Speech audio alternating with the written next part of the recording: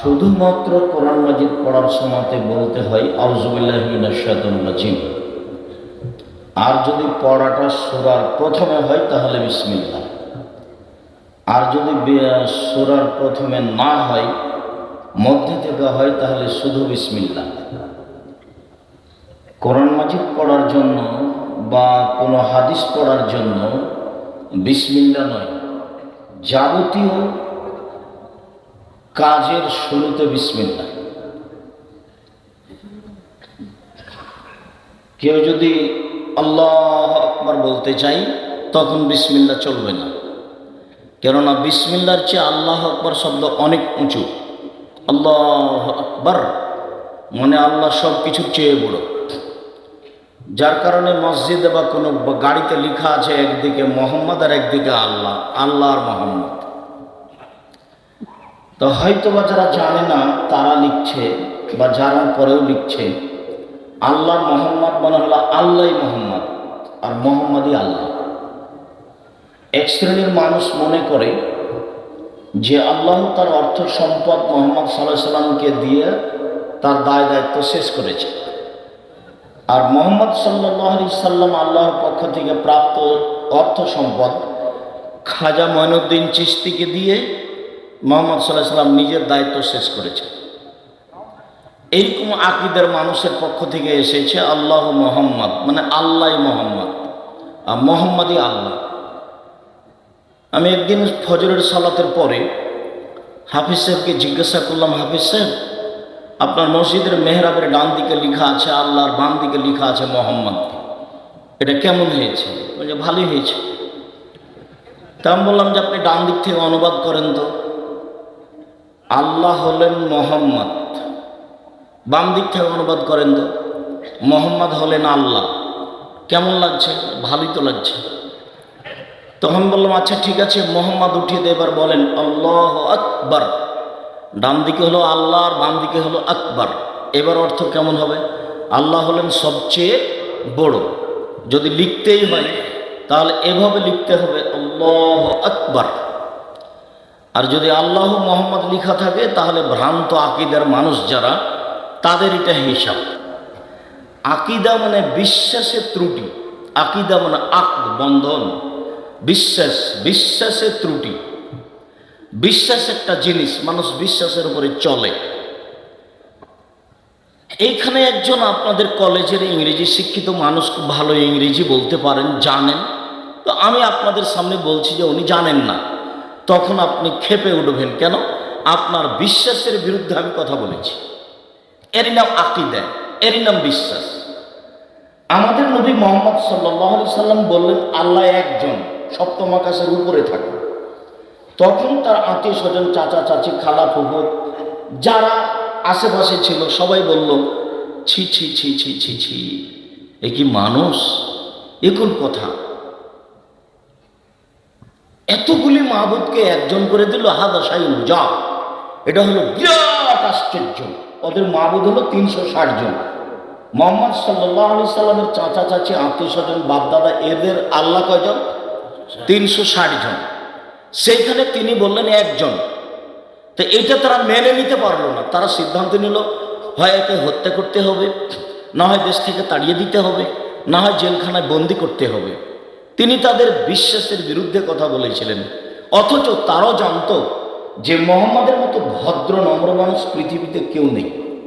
আর আল্লাহ এবং আল্লাহ রাসূল যেভাবে বলেছেন, তাতে পৃথিবীর ইতিহাসে আদম থেকে নিয়ে কিয়ামত পর্যন্ত মুহাম্মদ সাল্লাল্লাহু আলাইহি সাল্লামের মতো ভদ্র মানুষ কেউ জন্ম নেয়নি, কেউ নিবেও না।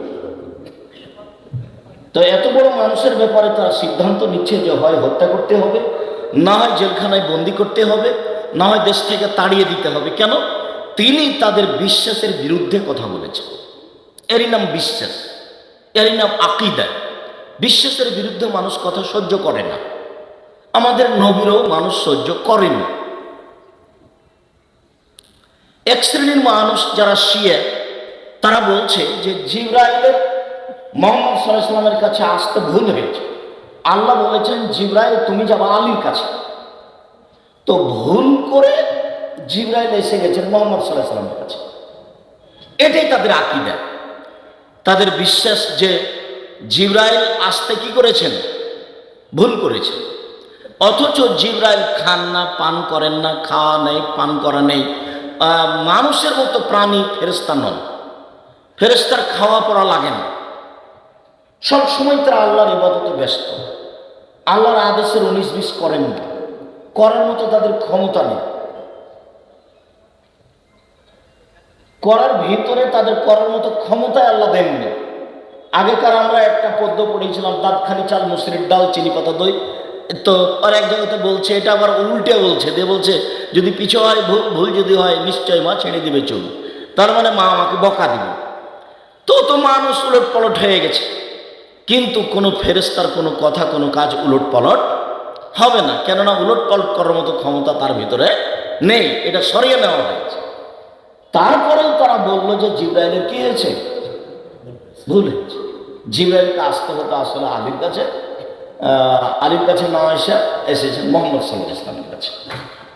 তারপরেও শেষ পর্যন্ত বলে আসলেই তো মোহাম্মদ সাল্লাল্লাহু আলাইহি ওয়াসাল্লামের পরে খলিফা হবেন আলী, কিন্তু এই জোর করে অন্যায়টা করেছে ওমর আর আবু বকর সিদ্দিক, যার কারণে আলী যারা শিয়া তারা উমর এবং আলীর উপরে, আবু বকর সিদ্দিকের উপরে এই মন্তব্য রাখেন। তার নাম আকীদা, তার নাম বিশ্বাস।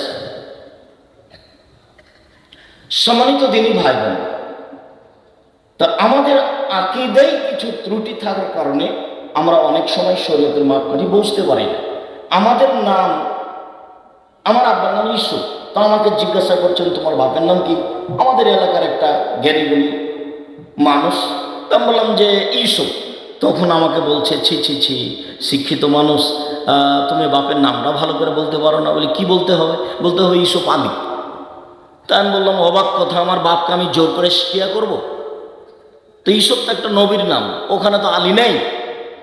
তো শিয়ারা যদি বুঝতে পারে যে কারো নামের সাথে আলী আছে বা হাসান আছে আর হুসাইন আছে, তাহলে তারা ধরে নেবে যে এটা আমাদের সদস্য। হোসেন পার্সোনাল নাম হবে, কিন্তু নামের সাথে হুসাইন থাকবে না। হাসান পার্সোনাল নাম হবে, কিন্তু নামের সাথে যদি হাসান থাকে তাহলে তারা ধরে নেবে যে আলীর 2 ছেলের একটা, তার মানে এরা শিয়া। শুধু খেলে পড়লেই হবে, আকীদা একটু বিশ্বাস করতে হবে, দেখতে হবে, বুঝতে হবে। তোমাদের সতর্ক করা হচ্ছে ভবিষ্যতে যেন কোনোদিন এরকম ঘটনা না ঘটে। হাততালি দিবা না। সম্মানিত দিনী ভাই বোন, মানুষের জীবনে সবচেয়ে জরুরি কাজ সালাত, নামাজ। সালাতের চেয়ে পৃথিবীতে কোনো জরুরি কাজ মানুষের আছে আমি আব্দুর রাজ্জাক বিন ইউসুফ কোরআন হাদিস তদন্ত করে তা বুঝতে পারি না। কেন? মানুষের সব ইবাদত নির্ভর করে সালাতের উপরে। সালাত এমন একটি ইবাদত যার উপরে নির্ভর করে অন্যান্য ইবাদত। উল্লেখ্য যে আপনাদের সামনে বলা আছে, আমি বলার সময় নামাজ বলি না, সালাত বলি, রোজা বলি না, সিয়াম বলি, খোদা বলি না, আল্লাহ বলি, জাহান্নাম দোজক বলি না, জাহান্নাম বলি, বেহেশত বলি না, জান্নাত বলি। কেন? সালাত আর নামাজ দুটাই এক নয়। সালাত মানে হচ্ছে বিশেষ প্রার্থনা, আর নামাজ মানে হচ্ছে উপাসনা। সিয়াম আর রোজা এক নয়। সিয়াম মানে বিরত থাকা, আর রোজা মানে উপবাস থাকা। আল্লাহ আর খোদা এক নয়। আল্লাহ হচ্ছে আল্লাহর জাতি নাম, আর খোদা এটা ফার্সি শব্দ। খোদ মানে নিজ, আর মানে এসেছে, খোদা মানে এসেছে। তো কবে এসেছে? কাল এসেছে, তার মানে পরশুদিন খোদা ছিল না। যার জন্য কেউ যদি বলে আল্লাহ এবং খোদার মধ্যে কিছু পার্থক্য আছে, সেটা ভুল হবে। একটু তফাৎ আছে কেউ যদি বলে, সেটাও ভুল হবে। আকাশ যেমন তফাৎ আছে, সেটাও ভুল হবে। মানে কোনো হিসাবই নেই, দুটোতে একটা শব্দ চলেই না। সাথে সাথে দোজক মানে আগুন, আর জাহান্নাম মানে যেখানে সর্ব ধরনের শাস্তির ব্যবস্থা আছে। জান্নাত মানে বাগান, যেখানে সর্ব ধরনের শান্তি তৃপ্তি আছে। আর বেহেশত মানে স্বর্গ। উল্লেখ্য যে আল্লাহ শব্দটি কোরআনেও আছে, হাদিসও আছে। খোদা শব্দটি কোরআনেও নেই, হাদিসও নেই। সালাত শব্দটি কোরআনেও আছে, হাদিসেও আছে। নামাজ শব্দটি কোরআনেও নেই, হাদিসেও নেই। সিয়াম শব্দটি কোরআনেও আছে, হাদিসেও আছে। রোজা শব্দটি কোরআনেও নেই, হাদিসেও নেই। জাহান্নাম শব্দটি কোরআনে আছে, হাদিসেও আছে। দোজখ শব্দটি কোরআনেও নেই, হাদিসেও নেই। জান্নাত শব্দটি কোরআনে আছে, হাদিসেও আছে। বেহেশত শব্দটি কোরআনেও, হাদিসেও নেই। তো কিভাবে চলছে? এমনিতেই চলছে। এগুলো ফার্সি শব্দ, ইরান থেকে পাক ভারতের মধ্যে ঢুকেছে, এইভাবে চলছে। একে কেউ তলিয়া দেখা প্রয়োজন মনে করে না। উল্লেখ্য যে নামের কোনোদিন পরিবর্তন হয় না। নাম কোরআন মাজিদ একটা নাম, বাংলাতে কোরআন, উর্দুতে কোরআন, ইংরেজিতে কোরআন, সবইতেই কোরআন। তো সালাত, সিয়াম, যাকাত, হজ, কালিমা এগুলি আল্লাহর দেওয়ার নাম, নামের পরিবর্তন হবে না। জাহান্নাম আল্লাহর দেওয়ার নাম, জান্নাত আল্লাহর দেওয়ার নাম, আল্লাহ আল্লাহর দেওয়ার নাম, এগুলি পরিবর্তনের কোনো সুযোগ নাই। নাউনের নামের পরিবর্তন হয় না।